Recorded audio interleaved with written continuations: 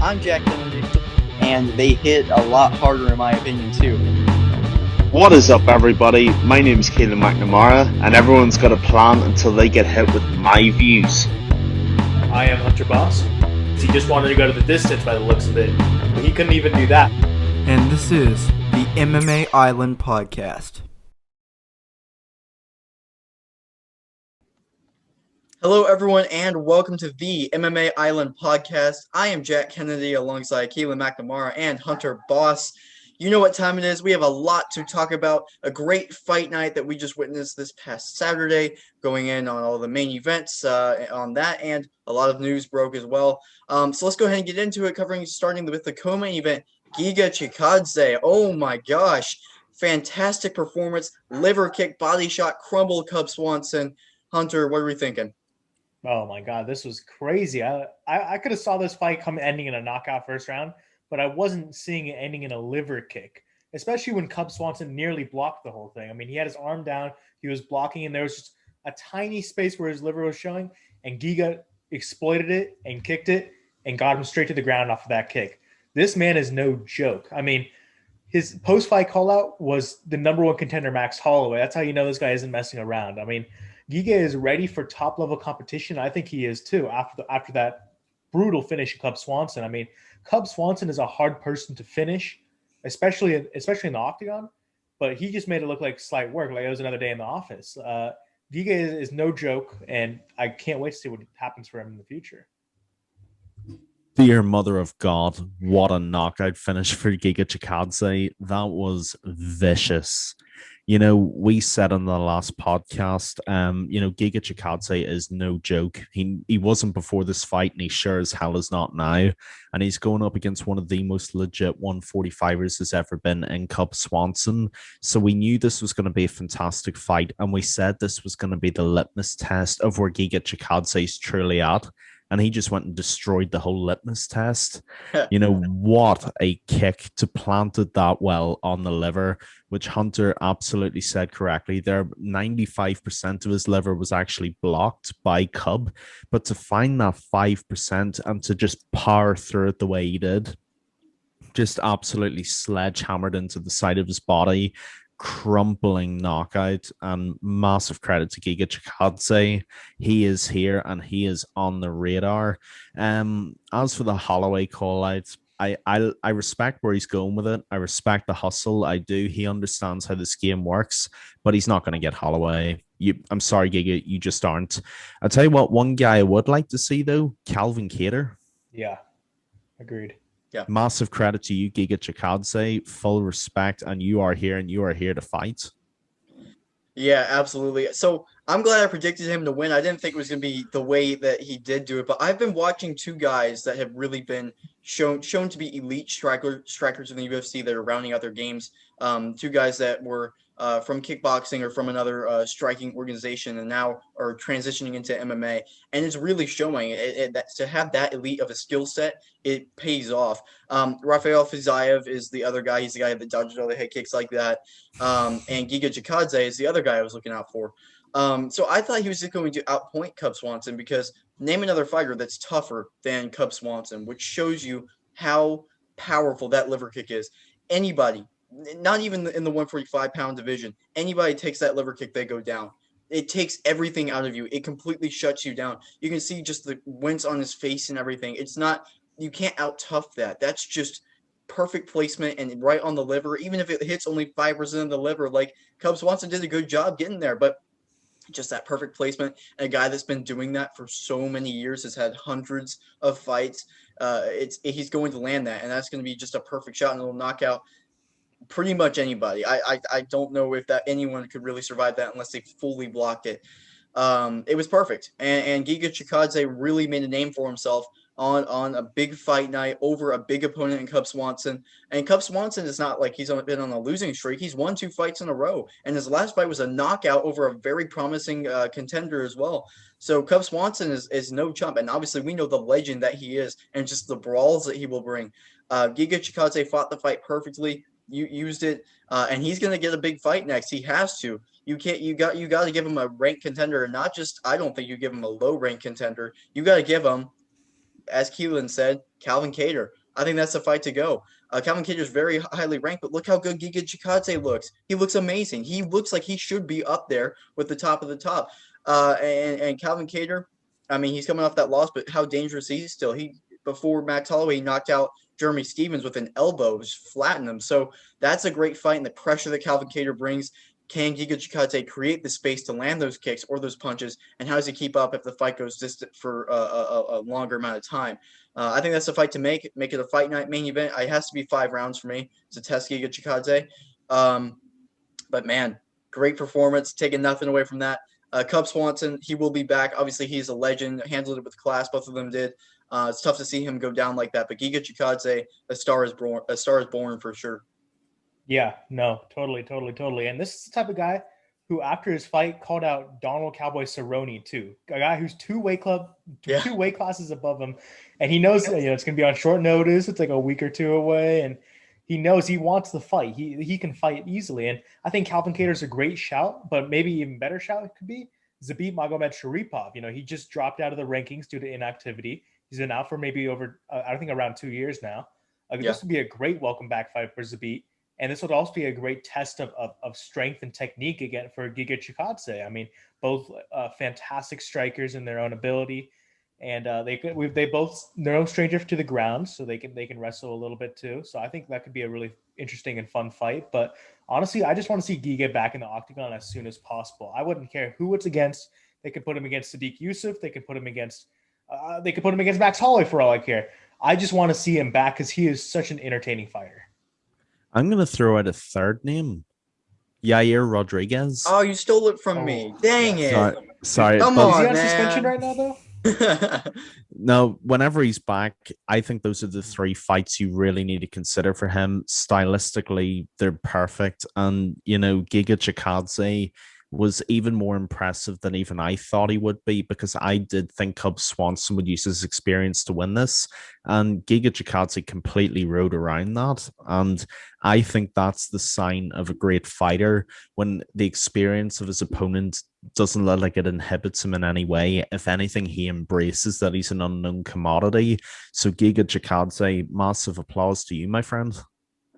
Yeah, absolutely. Imagine Yair. I mean, any of those fights would be crazy, but the stand-up war that Yair Rodriguez versus Giga Chikadze would be with those kicks would be something to watch for sure. So that was the co-main event. I say this every week because every single fight's insane. The main event lived up to the hype as well. One of the best fights of the year, I think we all agree, and one of the knockout of the year it has to be so far. Yuri Prochazka versus Dominic Reyes. What a fight. What a knockout. Hunter, what do you make of it? This fight was so back and forth that at any moment you could have been like, oh, I think Dominic Reyes is going to win. Oh, I think Yuri Prochazka is going to win now.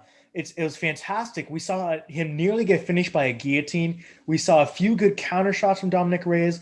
We saw the grittiness of Dominic Reyes really show too, because when he went into that second round, he was bloodied and battered. And it was such a fun fight to watch. Yuri Prochazka, someone to really watch out for. And when he finished that fight, he's like, I'm not really impressed. I got hit too much. Like, you should be impressed. That's the 3rd spinning back elbow ever in the UFC.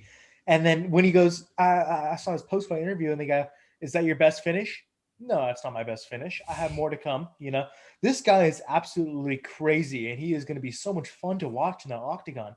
Yuri Prochazka, and he's next in line for the title shot, whoever wins Jan Blachowicz versus Glover Teixeira, which will be a very interesting fight to see, because both fighters against Yuri Prochazka, I don't know which one would win, because one of them's got a really good ground game, one of them's got a good set of mixed martial arts.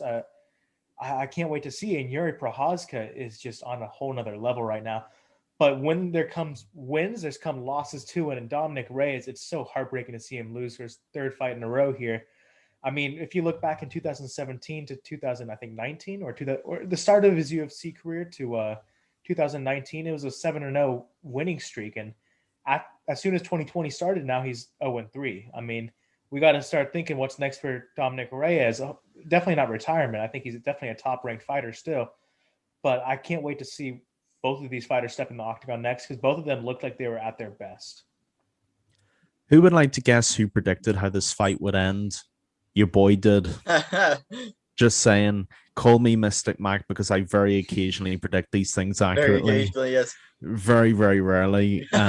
Yuri Prohazka, what a performance! We said last week, and we literally all said this. This guy is special. He is a generational talent, and God above did he prove it on Saturday night. One of the best first rounds I've seen in the last 5 or 6 years in any division. Credit to Dominic Reyes first and foremost. That first round would have, most guys probably wouldn't have made it out of even the first round, and he did.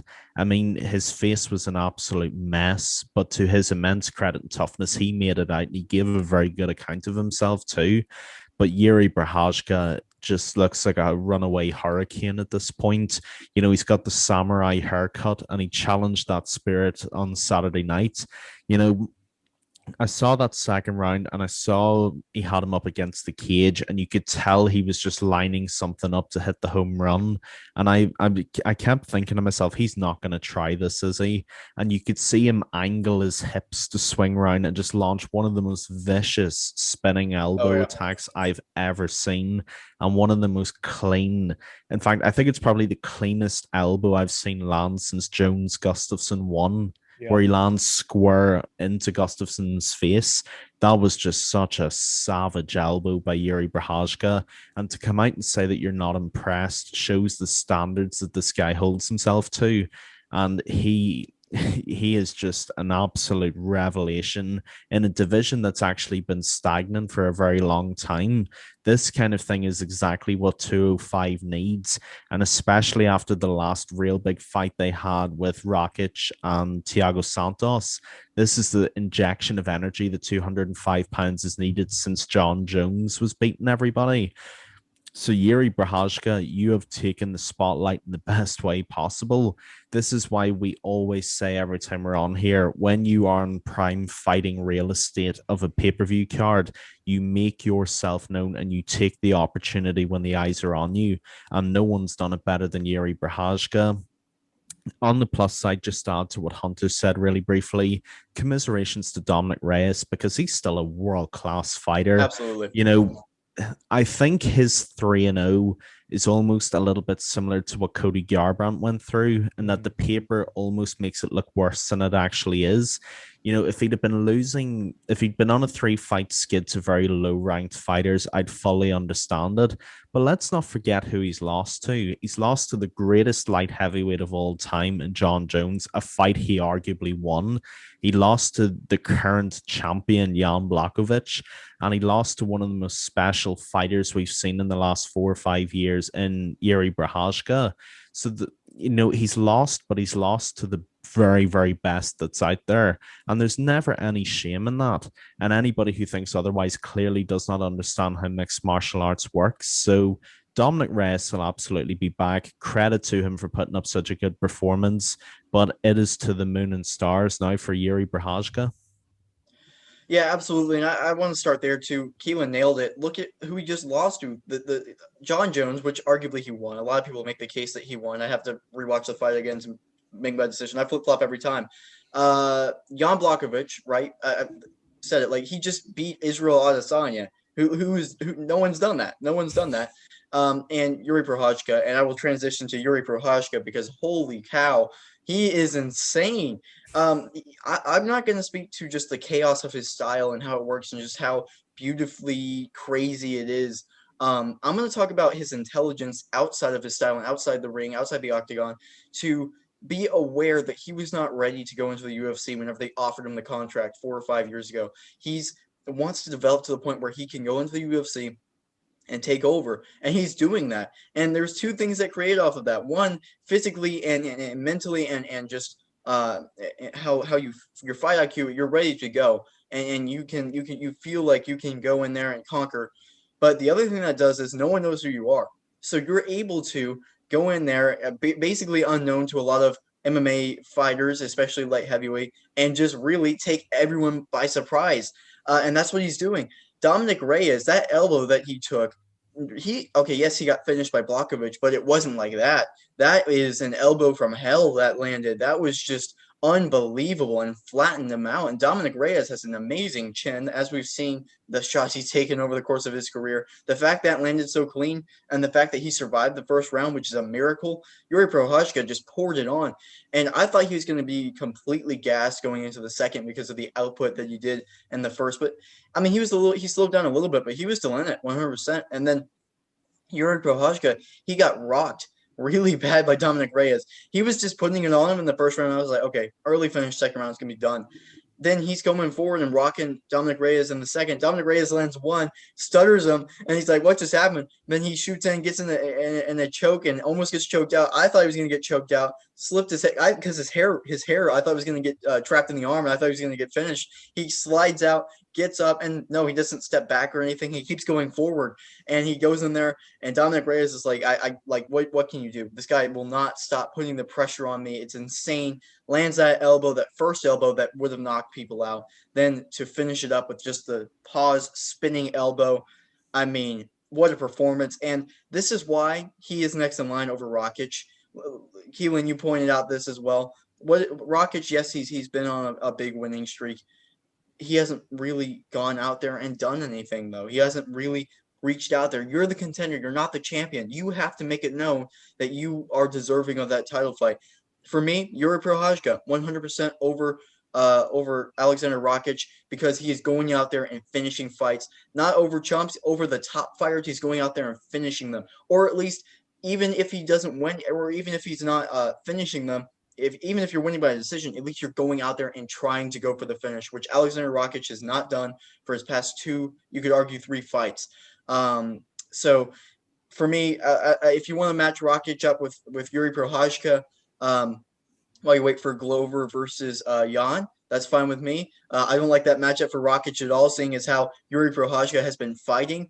I don't know how Rakic would handle that pace of a fight, because usually Rakic is the one who's able to slow down fights and control the pace, but you will not be able to do that with Prochazka. And we've seen one of the tendencies with Rakic is he likes to go forward, but whenever he's going backwards and receiving the pressure, that's when he's at his worst. And that entire fight is going to be off his back foot. So if I'm Rakic, I'm staying away from that fight as much as possible. But all that does is leave that title shot open for Yuri Prochazka. And I do believe Dana White said he would be next in line, or at least Jan Blachowicz said he would be next in line over Glover. But that's just my stance on it. I think you guys agree. We had a whole podcast on it as well. He definitely, just from an MMA, my point of view, he definitely deserves that over Alexander Rakic, especially over a performance like that over Dominic Reyes. And we know how tough Dominic Reyes is as well. Right. Yeah, I agree. I saw a tweet saying not Dominic Reyes, Yuri Prochazka is a lot like Tony Ferguson, and I cannot agree more. I mean, this man brings a certain uncertainty into the octagon that many fighters cannot replicate. I mean, Yuri Prochazka, when you see him, he's out there kind of making moves, shifting in and out of the pocket, putting on that pressure, and he's smart enough to know that when he's hurt, he's not going to keep continuing to fire. He's going to go for that takedown. I mean, I thought that was one of my main problems with Yuri Prochazka. It was how well is he going to do when he gets rocked and if he's emotionally fighting. This man does not emotionally fight. He is smart. He knows when he's in trouble, and he will be defensive after that. But as soon as he's back into like 100% power or even 80%, he'll put on that pressure and keep going forward. And that's what I love about Yuri Prochazka. This man will not give up. And when he's in that octagon against Jan Blachowicz or Glover Teixeira, whoever wins that fight, it could be very well known that he's going to be the next UFC light heavyweight champion. But we're just going to have to wait and see. Yeah, first of all, ladies and gentlemen, if you're watching this, go back and listen to every word that Jack just said.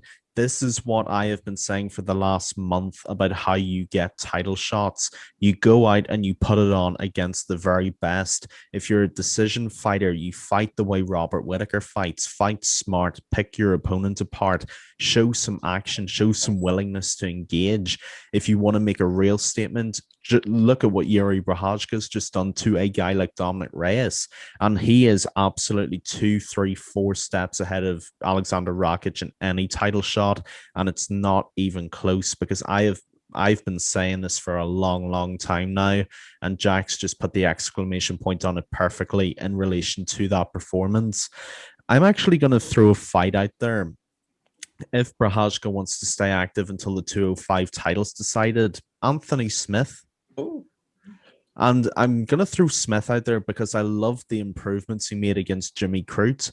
Obviously the fight was only one full round, well, 4 minutes and 40 seconds of a round. Obviously, the horrible knee injury Jimmy Crute received. Yeah. But if you look at the improvements Anthony Smith made, especially that jab and finally utilizing the natural assets that Anthony Smith brings to the octagon, he could really cause some problems for Yuri Prochazka with that jab because Dominic Reyes is a big guy, but he let Prochazka come in a lot and engage. And Reyes is a fighter that fights very emotionally. Smith looks like he's removed all the emotion from his fighting too. And if he can start that jab pumping against Prochazka might find it difficult to actually get in range and engage with Smith. So I think that's a very interesting fight to make too. Just my last point before we move on as well. That elbow is, I said a couple of minutes ago about how vicious of an elbow it was. This is not a Yair Rodriguez Korean zombie elbow where unbelievable technique, but it was Yeah. more surprise that caught the Korean zombie out and knocked him out cold. Look at the torque on this elbow that Prochazka landed.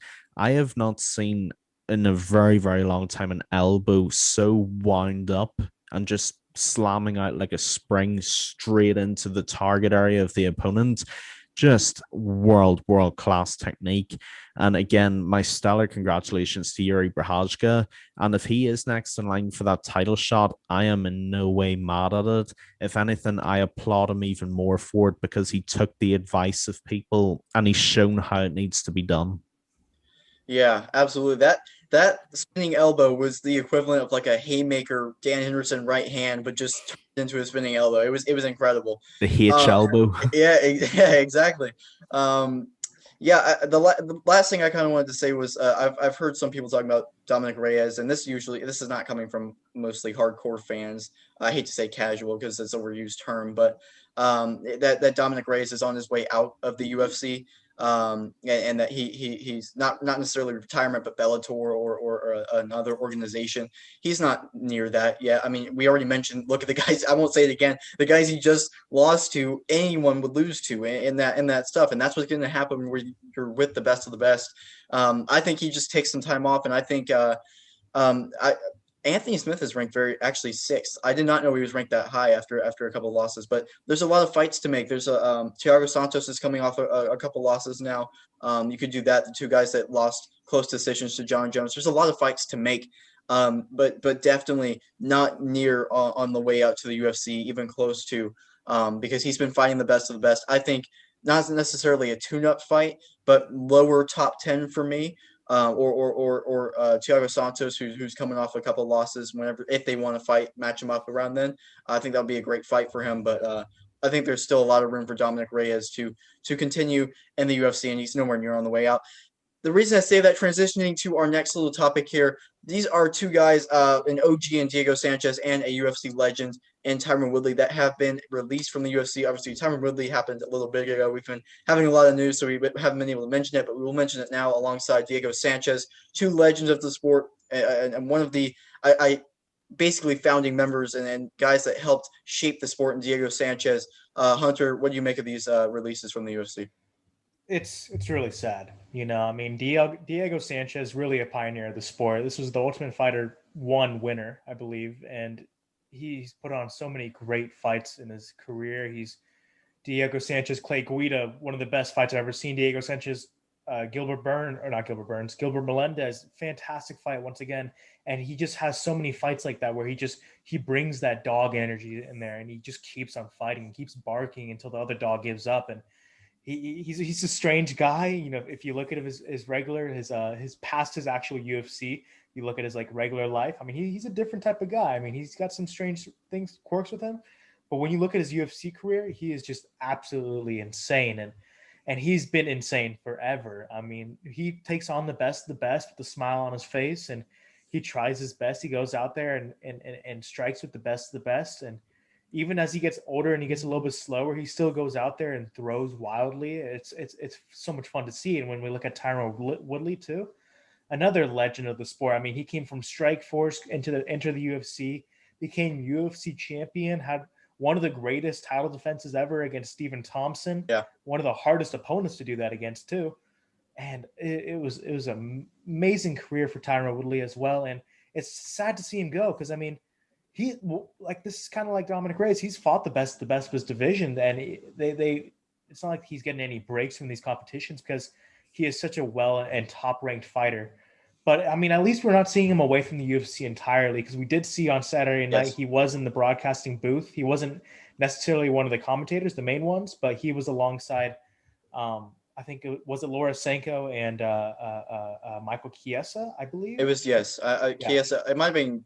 I think it was Sanko or it was Karen Bryan. I think it was Karen Bryan. Bryan, yeah.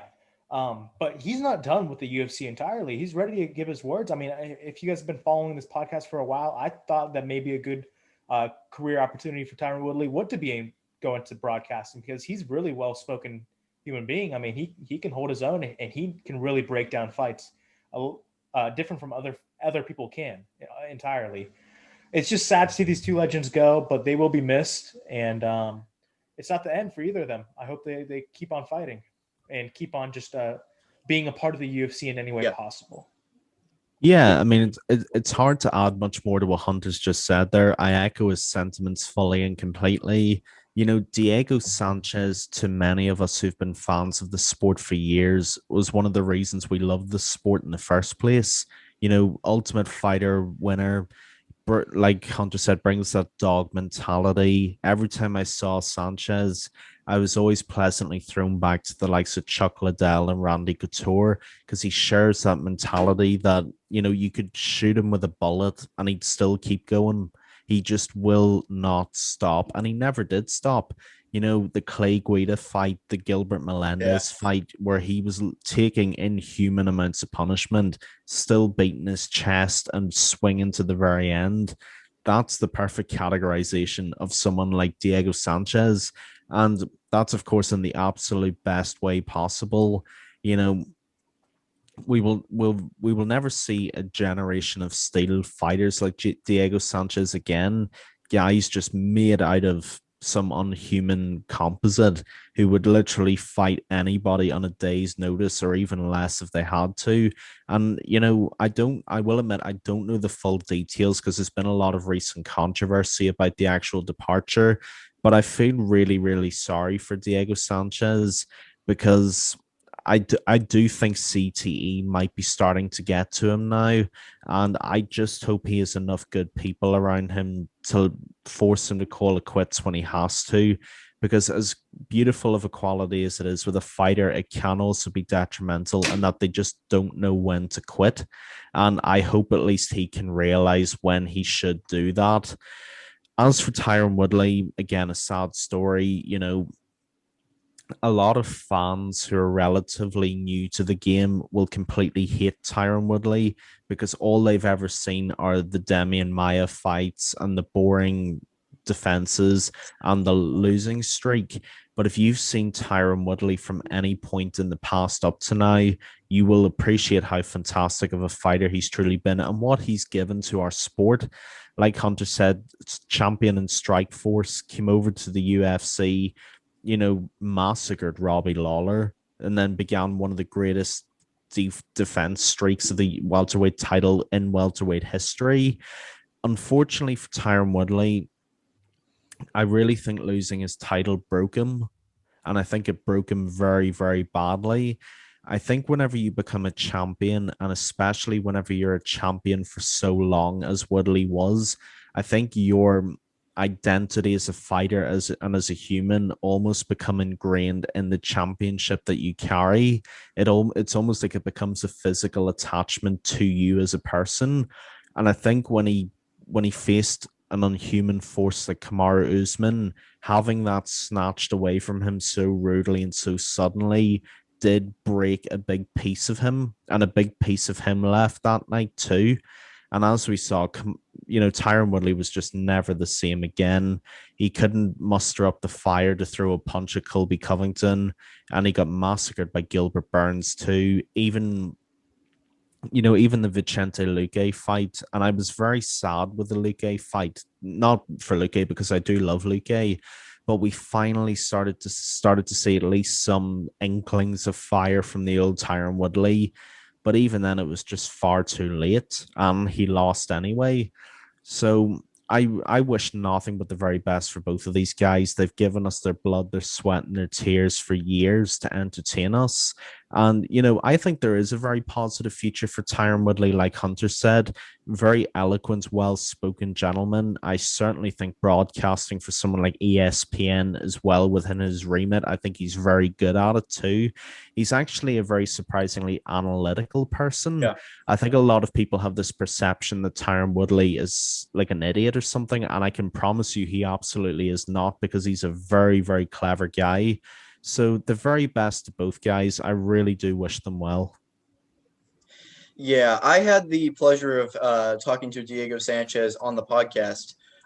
He was he was the first actual fighter I've been able to talk to interview, and it was a real pleasure. I mean, it's over Zoom and everything, and what we're recording on, and it's just like you're sitting there, but you just know you're talking to a legend. You're talking to an OG of the sport. If a guy is in the Hall of Fame and still fighting, that's how you know that he is just one of the best to do it, and one of the most important parts of the UFC's history. And it was just an honor to talk to him. Um, as for his situation regarding the Cowboy fight, um, I want to choose my words carefully, because I want him to really assess the situation that he's in, and like Keelan said, the people that he's surrounding himself with, and just kind of take a step back and really look at it. Um, and obviously it's up to him. Diego knows his guys, knows the ins and outs of the situation. But I just hope that he's able to look at it, and really make the best decision for himself, not just his career, but for himself personally and his life, regarding that. But that doesn't take it away from his career. He was one of the guys. Just every single fight, you're going into a Diego Sanchez fight, you're going to see a barn burner. You're going to see he's just going to walk forward. It's going to be crazy. Obviously, the pounding, just everything is just the intensity that he brings. It's a Diego Sanchez fight. It's an event. Every single time he fights, you have to watch. Which is why I really wanted to see this retirement fight. Whenever I was talking to him, he wanted to get this last fight in, which is a shame he isn't going to get it in the UFC. But still, legendary career. That Hellboy fight would have been insane. But there's nothing to be ashamed about. He is one of those guys. There's very few people in the UFC that can retire whenever they want to, and you just can take a step back, and look at their career and just be like, wow, that was a ride. That was amazing. That was incredible. And just thank you to Diego Sanchez for everything. And just it's amazing. Transitioning to Tyron Woodley, you guys nailed it. I mean, he was a guy. You're coming up, and he's special just by the power that he has, the wrestling that he has. He was fighting in the early days. I remember he hurt Carlos Condit really bad, but that was the fight that really got him the title shot, and he was just back and forth, took a couple losses, but really came back to it, and became a better version of himself. Went to the right camp and everything. And then he became champion and over Robbie Lawler, and just he was dominant for a long time. I mean, Kamaru Usman, he was a huge favorite over Kamaru Usman, and for a good reason at the time. That just shows you how dominant and how good Tyron Woodley was, and how much of a joy he was to watch as well. Keelan, you nailed it. And for anyone that is not hasn't been watching as long, they will see the Damian Maia performance, the Kamaru Usman performance, and the losing streak, and not appreciate what he did do for the sport and for the welterweight division. And yes, Tyron Woodley, I'm not saying that he's weak mentally by saying this, but I am agreeing with what Keelan said. I do think losing the title really hurt him. And we've seen that there's been multiple examples of that throughout the history of the UFC. When a guy who either becomes champion or has been champion for a long time and has been dominant for a long time loses, it's like, do I change what I do? Like, where does your mindset go? It's such a tough place to be in. And there's no shame in being in that place. Renan Barão is a great example of that. He was, interim champion, but he was really the champ for the longest time. Then he lost to TJ Dillashaw, and then it's just like, how do you handle that? Johnny Hendricks in that division as well. Now he was barely champion. He was champion for one fight, but still, that guy, I thought he was going to be champ for a long time. The style and the power that he had and everything, but it turned quick. And Tom Woodley lasted for a long time. He had a great career. He will be a Hall of Famer. At least he should be when it's all said and done. And he really he helped pass the mantle at welterweight. His name will be written forever in the UFC. And thank you to Tyron Woodley for a great career. The one thing I will say at the end of this, I think the UFC handled these very well. I do think both of these were going had to happen. Obviously, the Diego Sanchez situation is unfortunate, but the Tyron Woodley was what we did see coming.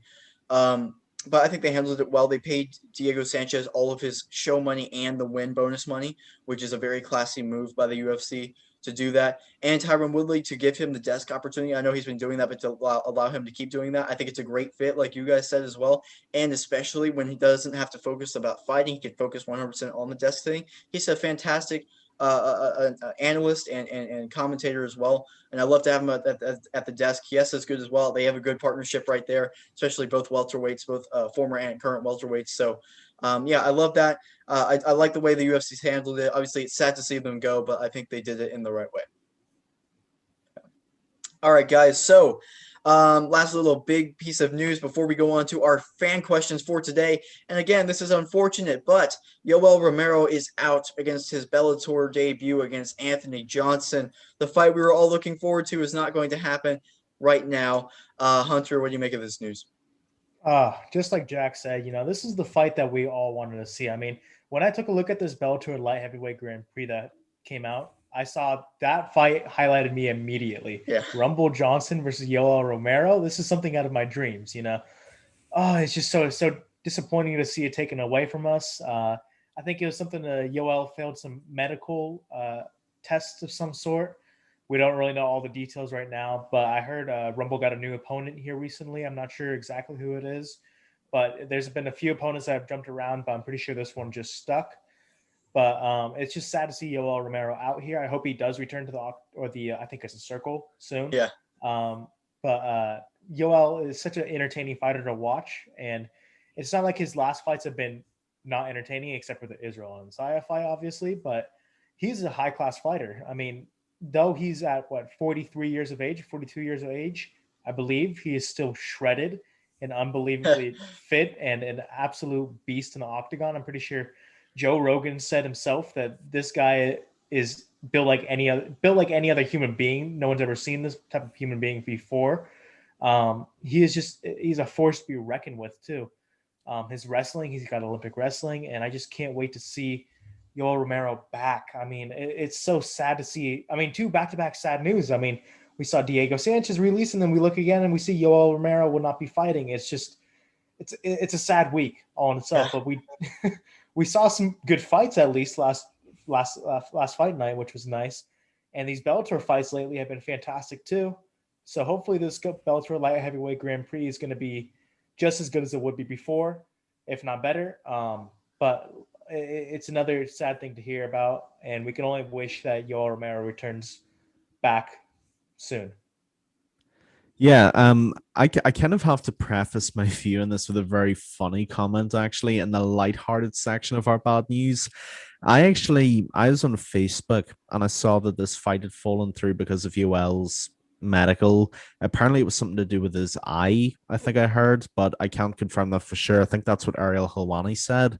And I think it was MMA Fighting or Ariel Helwani's Facebook page. And someone commented, and I can't not agree with this. They said, if Yoel Romero can't pass a medical, then there's no hope for us as a species. Yeah. And I have to I have to dig that because Yoel Romero is a specimen of a man. Yeah, like Hunter said, just really disappointed. It's been a pretty terrible week for MMA news, on the whole. I have to agree with that.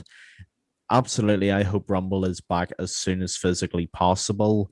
This was the one fight that I was looking forward to more than any. This was going to be Bellator's Godzilla and King Kong. Two of the most terrifying human beings I've ever seen in my life in the same octagon. That's the kind of stuff that dreams are actually made of. And, that would have been a fight worthy of a final or certainly a championship fight. There is no question about that. But I hope Yoel Romero recovers very quickly. And I certainly hope he's back soon. I'm actually looking more forward to seeing this UL compared to some of the UFC versions of UL, because how such a physically enormous man made 185 still beyond my perception, and I think it always will be. But 205 UL has got to be a horrifying prospect to face. I know Darren Till was delighted when he found out UL had left because he didn't have to call him out anymore with any repercussions. But yeah, 205 UL is going to be a prospect to see, and I'm really looking forward to that. As for Rumble, I do hope he progresses as far as he can because I've always been a huge Rumble Johnson fan. I think with Rumble, he's just got so much natural potential and he's got so much firepower to unleash on his opponents. And I hope we see that in Bellator. A bit like UL, used to have to cut down to 170 if you can somehow believe that. So the fact that he's healthy and he's strong, you're going to see fantastic fights with both of those guys. I can't wait to see UL back screaming, I love you at everybody. And we need that back in the mixed martial arts world because it has been a bad week already. But yeah, get better soon, UL Romero. And I want to see that fight booked in the future. Yeah, absolutely. I mean, that was the fight. I mean, Bellator, obviously, that's what they want to be the final, but they booked it in the first round so we can see that fight, which is why it's so devastating. We're not going to get it. I know even more upset than us is the guys at Bellator because they are losing out on a lot of money off of that fight too. But yeah, it's a real shame. Obviously, we want to see them both in the I was about to say circle gone. It feels like it should say there should be a gone at the end of it, octagon, but no, circle. But yeah, it'll be good. Anthony Johnson, I'm still looking forward to seeing him in this tournament. Obviously, we haven't seen him fight in a long time, but he looks in shape, looks ready to go. I can't believe he cut down to 170 before. Obviously, Keelan, you mentioned that. Like, how is that even possible? More than Yoel Romero regularly making 170 or not? Sorry, I was about to say more than Yoel Romero making 185. How did Anthony Johnson make 170 like anytime? I know he missed weight a bunch of times, but like, how did he make weight one time there? Look at the beast he was is now. It's insane. But both of those guys, especially Yoel Romero, going up to 205. Great point by you, Keelan. I'm looking forward to what he's going to see. He's going to be healthy. He doesn't have to worry. There's not the competition and the stakes are not as ridiculously high as in the UFC because Yoel Romero is the guy that they're bringing into Bellator to make it what it is. So he can really be free and fight at the weight class that he wants to fight at. He might give up a little bit of hype, but what he gets more is his power and just feeling good and ready to go. He can take a shot too. So I'm looking forward to see it. It will happen. Unfortunately, it won't happen now. It's so disappointing. It's so disappointing. This week is terrible. We got some great fights. See, this is what always happens. Something has to go wrong on the fight night or before the fight night, or else something will go wrong somewhere else. This is MMA. Nothing can go perfect. It never happens. Something always has to go wrong to make everything else go right. So we got great fights this weekend. The rest of the week is gonna be terrible. That's just the way it is. So you give some, you take some. But yeah, so Prohaska spinning elbow knockout Yoel out. It's terrible. But if we'll see him eventually, I'm excited to see Rumble there. There's not too much to say, honestly. It's just it sucks. But I am looking forward to seeing him come in the octagon. Dang it, I did it again. Come in the circle very soon in the Bellator cage. Let's just say that. And yeah, it'll happen eventually. So starting off with our fan questions today, Wicked MMA is getting us started, and he has an interesting one. He personally does not think that John Jones will come back into the octagon. There you go, UFC. But he thinks he's asking, what do we think will happen? Do we think he will come back, and who do we think he will come back to? In the cage. It's not insane to think that he won't come back. I mean, these disputes have been heavy lately. I mean, we all thought as soon as he would make heavyweight that he was going to get a fight immediately. No, it is nothing but that. I mean, we have seen him wait and wait and wait, and it looks like he's a Twitter fighter now. I mean, he's calling everyone out on Twitter. He's calling Francis Ngannou out especially.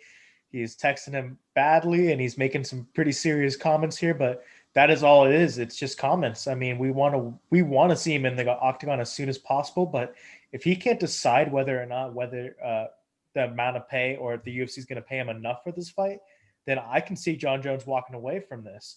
I could see him going back down to 205.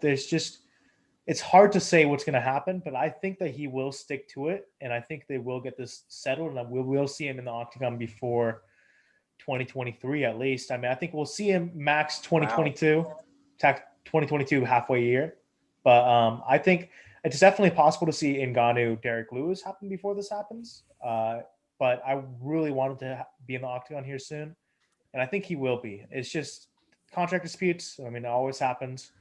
But luckily with contract disputes, it can be resolved, and that's hopefully what's going to be happening here soon.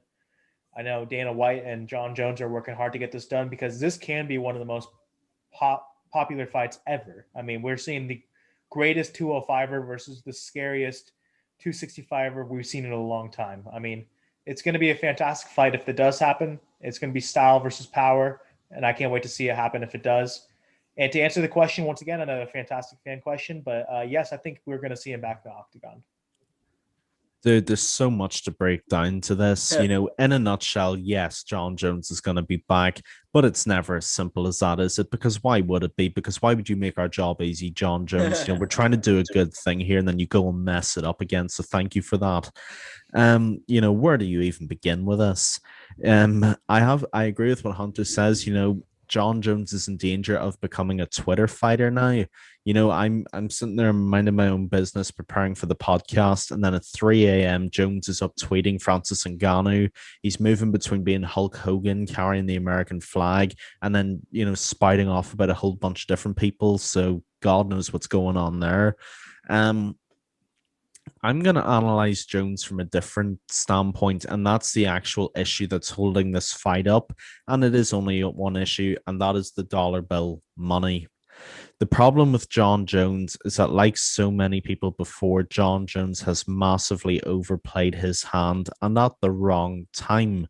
John, you are asking, if reports are to be believed, you're asking for $30 million to fight Francis Ngannou. You cannot demand $30 million when you are coming off the worst trend in your career, where you've been putting very little effort into your fights, skating through, and 2 fights you arguably should have lost as well at 205. Let's not forget, Thiago Santos had 2 blown out legs and still made the distance with you. Dominic Reyes, and I'm a John Jones fan, in terms of natural ability, I won't deny that. So this is me taking him on here. Dominic Reyes very, very arguably should have had a 3-2 decision over you, John. So you have to know when to play your cards and how much to ask for them. The time for you to be asking for this kind of money was back when you were decimating the likes of Shogun and Henderson on the way to being the greatest 205er of all time, notwithstanding all your various issues outside of the octagon. I won't go into that here. You can't demand the highest stakes when you're at your lowest form. It doesn't work that way, John. And Dana is not going to kowtow to your demands, especially now. When we consider how much time John Jones has had out of the octagon, it must be 3 or 4 years at the peak of his career that he's missed out of the octagon.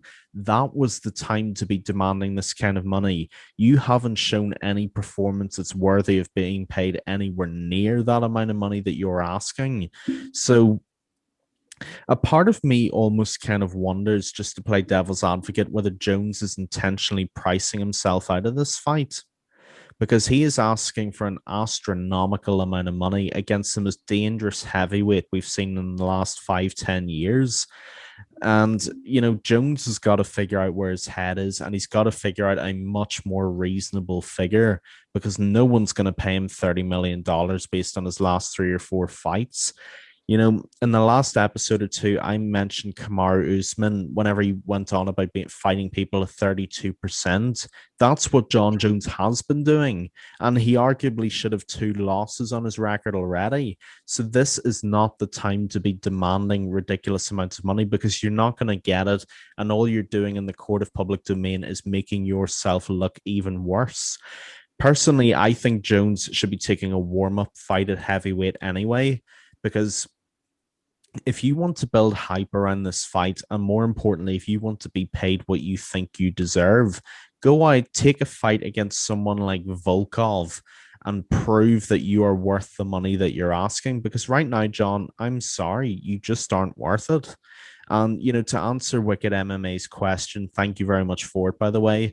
Do I think John will fight again? Yes, I absolutely will. We've been down this road many, many times before. Will he be paid $30 million? Not on your life, will he? Yeah, that's some great analysis of that. Yeah, I absolutely agree with you. And not even just the money that he's asking for. You're going back and not just the close losses that he's or close wins that he's had. By the way, a little aside real quick. You said he should have two losses on his record, two recent losses. I still think Alexander Gustafsson beat him. That's me personally. I still stand by that. I will fight people over that. I think Alexander Gustafsson got that. So three potential losses now on his record. But anyways, besides that, you made a great point. He hasn't been finishing people. He hasn't been putting a staple on. He hasn't been vintage John Jones. He's been fighting close decisions and two back-to-back arguable losses, and one over Thiago Santos where the guy was fighting with no legs and you still almost lost to him. Obviously, we talked about Dominic Reyes, how he could have won 3-2. Those are both very close. I could see those going to John. But yeah, either way, he hasn't been just putting a staple on it like Ngannou has. If anyone should be asking for $30 million, it should be Ngannou. Look at the way he's been fighting. Look at all the attention he's been bringing and the name he's been making for himself. And I absolutely agree with you there. But then again, it is the name John Jones. Everybody knows John Jones, arguably the greatest of all time in our sport. So that is always going to bring attention. So I do understand that from his point of view. But then you also have to look at his recent pay-per-view sales as well. And they have not been enormous, and for good reason. And now that's not saying that the Ngannou one wouldn't do numbers, but you have to bring that into equation. We don't have a guarantee that this would do unbelievably because you haven't been a sale before. So we can't just flat out for show money. $30 million is not a reasonable asking price. Now the UFC absolutely it would do an enormous amount of pay-per-view numbers in Ngannou versus Jones, but that is brought into equation, and you can't just go out there and demand all this money when you haven't been selling over 1 million pay-per-views since I don't know when. Maybe the last Daniel Cormier fight was the last time he sold over 1 million pay-per-views, which is saying something. So Ngannou is a large part of that as well. It's not all John Jones, so he can't be asking for that. To answer the question straight up, though, yes, I do think we'll get to see him in the octagon again. I don't know the time frame though, because again, it's John Jones. Who knows? Every day there's another thing that's going on. But I am hopeful. And another good hope is that he is looking for new management as well to hopefully negotiate a new deal, which is also a good sign. So hopefully we will get to see some progression and hear some news. We never really hear exactly what's going on. We just hear pieces, and it's just chaos. So obviously we all want to see John Jones in the UFC again, especially at heavyweight. That's where I want to see him. Not a light heavyweight. I want to see him move up to heavyweight and face the baddest man on the planet. So hopefully we'll get to see that soon. On to our next fan question. Again, thank you, Wicked MMA. This one comes from Oscar. He asks, who should Justin Gaethje fight next? Great question. A lot of stuff's been going on about Justin Gaethje recently. Hunter, who do you think? This is a fantastic question, by the way. Just want to shout that out there real quick. I wouldn't hate to see the loser of the Conor McGregor-Dustin Poirier fight. I would love to see it. If that happens to be a rematch between Dustin Poirier and Justin Gaethje, that fight, the first one time around, is one of my favorite fights of all time. I mean, back and forth action. I mean, fantastic leg kicks from Gaethje, fantastic striking from Poirier, all around fantastic fight. And to see it against Conor McGregor on the other hand too, that would be such a fun fight. And the trash talk between the two, I feel like would be immense. I mean, Justin Gaethje doesn't talk a whole lot of trash, but I feel like he will if he fights Conor McGregor. I mean, and if Conor McGregor couldn't handle the leg kicks of Dustin Poirier, I mean, he's not going to stand Justin Gaethje's leg kicks. I mean, and if a win over Conor McGregor, that can get him a title shot. I mean, just the title alone, insane amount of pride coming out of that.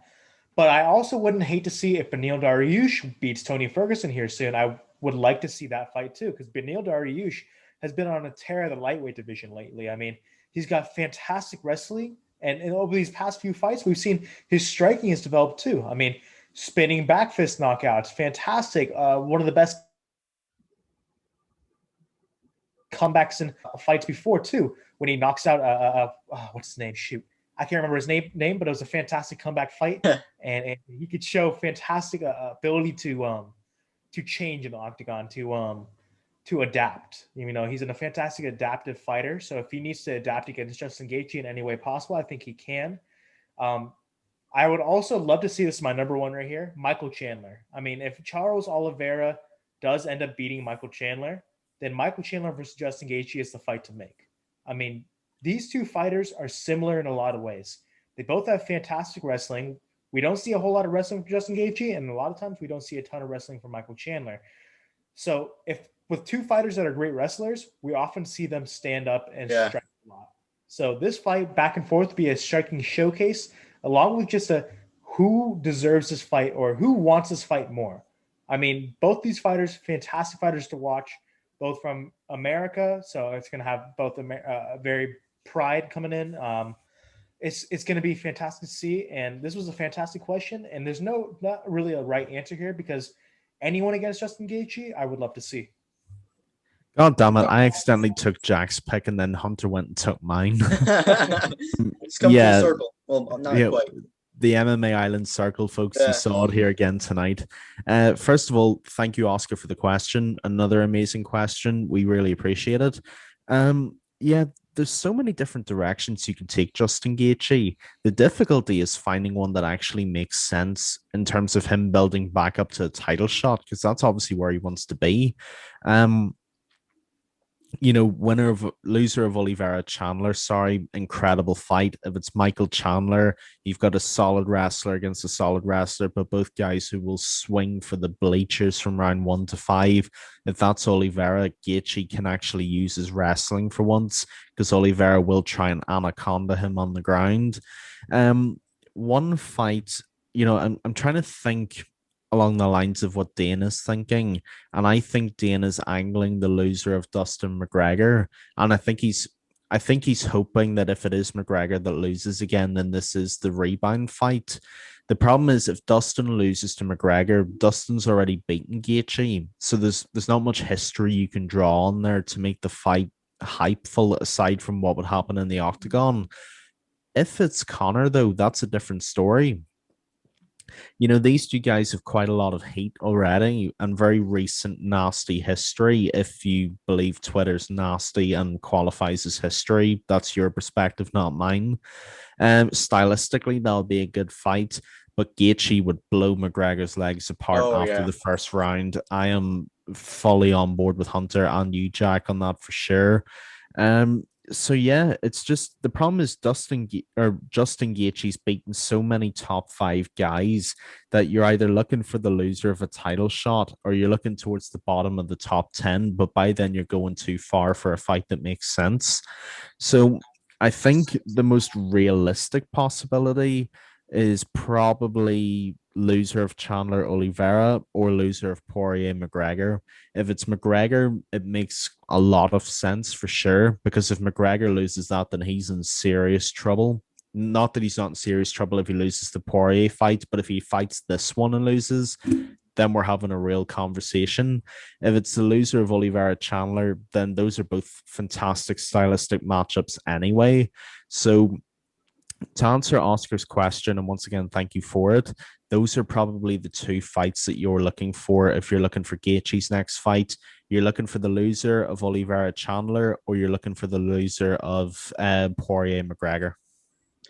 Yeah, I like that. I mean, any Justin Gaethje fight, you can't go wrong. I think he is probably the most entertaining fighter in the UFC, and that's saying something. He just goes out there every single time, even with his new style. It's still insane every single time he fights. The pressure that he brings. I think Yuri Prochazka is actually a great example of a combination between Tony Ferguson and Justin Gaethje. Tony Ferguson and the wild stuff he throws, and Justin Gaethje just the relentless pressure and power that he possesses. So, I love watching Justin Gaethje fight. I don't know. Right now, I have written down if he wanted to fight right now, I would say RDA, because RDA has been up and coming. He's strung together a couple of fights, but I don't think he should take that. I don't think it's ideal. I think he should really wait out. Really, the Dustin Conor fight is massive. You guys both mentioned that. But also the title. The title is not impossible for him to jump over one of Dustin or Connor, especially if Dustin beats Connor. It's not impossible for him to jump that, especially with the result of Michael Chandler versus Oliveira. So much relies on that fight. It's actually massive, and it's going to be overlooked because Dustin Connor is going to be seen as the bigger lightweight fight, when in reality, Oliveira versus Michael Chandler is huge. And obviously it'll determine who the champ is, but also the scape of the rest of the division. If Michael Chandler wins, then all of the fights are going to be amazing, and Oliveira's stuck in basically a spot where Justin Gaethje's stuck in right now. You just have to wait. But if Oliveira wins, then no one really wants to take that fight because it's Oliveira. You don't want to go into a guy that's that stylistically amazing on the ground. It's just a fascinating fight. So yeah, I don't really have a straightforward answer to this. You just have to wait and see. I don't really have too many predictions of what could happen. Lightweight, it's one of those divisions, just like bantamweight and welterweight. It's too chaotic. It's too crazy. Literally, on a weekly basis, things will change, and you don't know how it's going to end up. So I just think the key for Justin Gaethje right now is being patient, keep working on his skills and stuff, and whenever he comes back, it's going to be a great fight. Whoever does choose, he really can't go wrong. But I would just say look for the right opponent, and from there, it'll be good. Yeah. Can't go wrong. Absolutely. All right, guys, I think this has been an amazing podcast. Thank you, everyone, so much for listening. Please make sure to like and subscribe on YouTube. Make sure you can listen to us everywhere, including iTunes and Spotify. Make sure to go ahead and follow us on Instagram at MMA.island and check out us on our website, MMAisland.net. Again, thank you, everyone, so much for listening. Thank you for the fan questions. And, guys, fantastic podcast. Thank you. Thanks, everybody. And as Jack said, once again, just to quickly reiterate, we are everywhere.